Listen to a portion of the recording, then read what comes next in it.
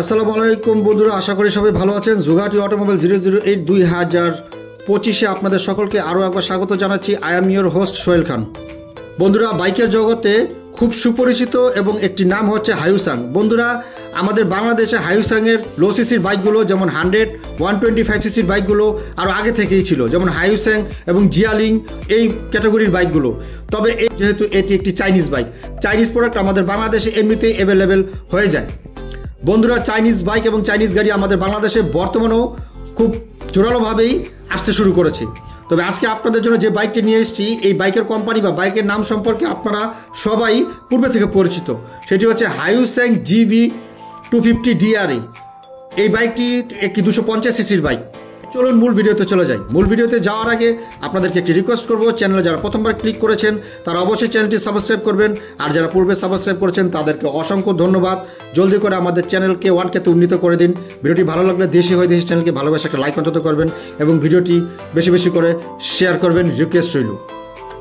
তো চলুন মূল ভিডিওতে চলে যাই। বন্ধুরা, আমাদের বাইকটি হচ্ছে হাইউসাং GB250 DRE।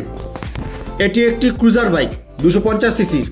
তো বাইকটিতে ইঞ্জিন হিসেবে দেওয়া হয়েছে 249 CC 8 valve V-twin EFI DOHC engine.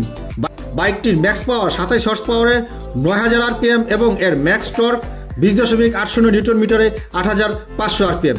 বাইকটিতে 2 cylinder V-twin engine ব্যবহার করা হয়েছে। এর ইঞ্জিন কম্প্রেশন রেশিও দেওয়া হয়েছে 10:6:1 এবং বাইকটিতে 6 স্পিড ট্রান্সমিশন ব্যবহার করা হয়েছে।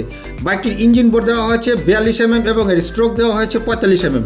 বাইকের কুলিং সিস্টেমে ব্যবহার করা হয়েছে ওয়াটার কুলিং সিস্টেম। বাইকের ইগনিশন সিস্টেমে দেওয়া হয়েছে CDI সিস্টেম।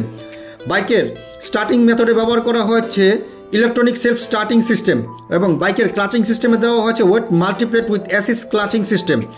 বাইকের ফিউল সাপ্লাইতে ব্যবহার করা হচ্ছে FI সিস্টেম এবং লুব্রিকেন্টে ব্যবহার করা হচ্ছে অয়েল পাম্প সিস্টেম।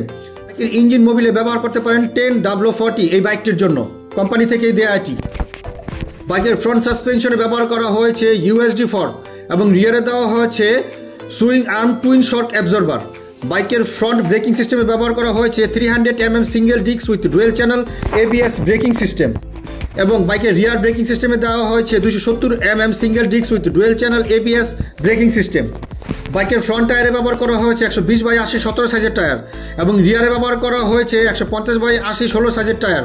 বাইকের ফ্রন্ট এবং রিয়ার হুইল টাইপ দেওয়া হয়েছে অ্যালয় এবং বাইকের ফ্রন্ট এবং রিয়ার টায়ার টাইপ দেওয়া হচ্ছে টিউবলেস। বাইকের ফিচার্সে দেওয়া হয়েছে ডিজিটাল স্পিডোমিটার, লো ফিউল ইন্ডিকেটর এবং টেকোমিটার এবং ডিজিটাল ক্লক সিস্টেম। বাইকের বডি ডাইমেনশনে দেওয়া হয়েছে বাইকটির ওভারঅল লেন্থ 2200 mm এবং বাইকের ওভারঅল উইডথ 760 mm। বাইকের ওভারঅল হাইট 1125 mm। বাইকের হুইল বেস দেওয়া হয়েছে ফ্রন্ট এবং রিয়ার 1530 mm।